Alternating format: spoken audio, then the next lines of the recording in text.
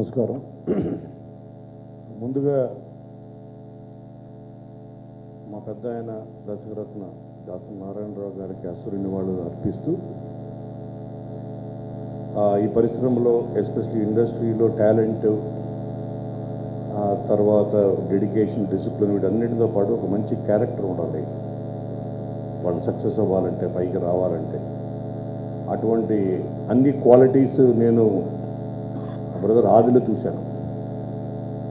ఒక 10 మంది మంచివాడు కలిస్తే తప్ప ఒక మంచి సినిమా తయారవదు. అంటే ఆ సంకల్పం అనేది చాలా ఇంపార్టెంట్. మంచివాళ్ళు ప్రకృతి కూడా సహకరిస్తుంది.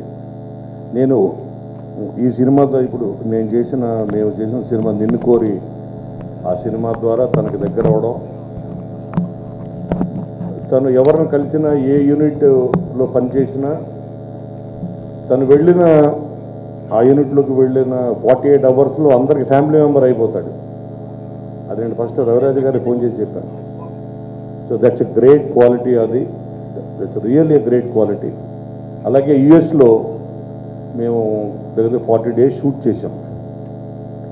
షూట్ చేసినప్పుడు ఏ ఇంట్లోకి వెళ్ళి షూట్ చేసినా వాళ్ళని అక్క, బావ, పిన్ని, బాబాయ్ అందరినీ తను బంధువులుగా మార్చుకొని అందరితో కలిసిపోయి,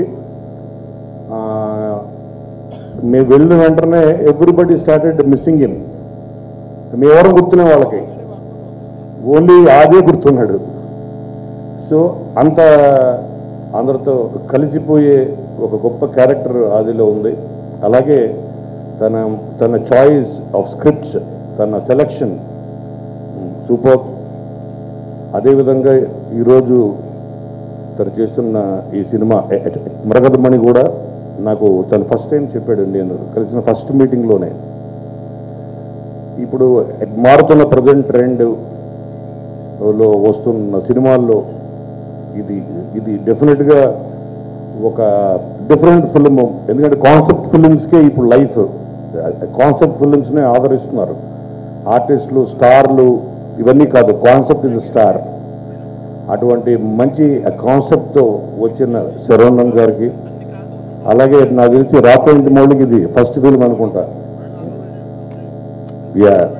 సో తనకి, మీ అందరికీ, ఈ సినిమాలో పనిచేసిన హీరోయిన్ నిక్కీ, అందరికీ, ప్రతి టెక్నీషియన్కి, ఆర్టిస్టులకి అందరికీ ఈ సినిమా మీకు గొప్ప విజయాన్ని అందించాలని మనస్ఫూర్తిగా కోరుకుంటూ, all the best to the whole team of Maragadamani. Thank you so much.